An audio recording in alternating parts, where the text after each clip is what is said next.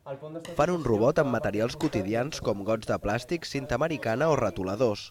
Per fer robots no es necessita unes peces exactes, es pot fer amb tot el que tens. Poden fer molts materials, en plàstic, amb bateries, rotuladors.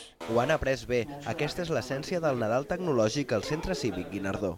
Doncs l'hem ficat al mig i el punt d'estabilització és més fàcil de fer ara. És un cicle de tallers per a nens d'entre 8 i 12 anys per als matins de les vacances de Nadal. N'hi ha que s'ho prenen seriosament perquè volen dedicar-s'hi en el futur. Pues enginyeria elèctric, amb això, coses amb motors, estències, construir... sí, coses així.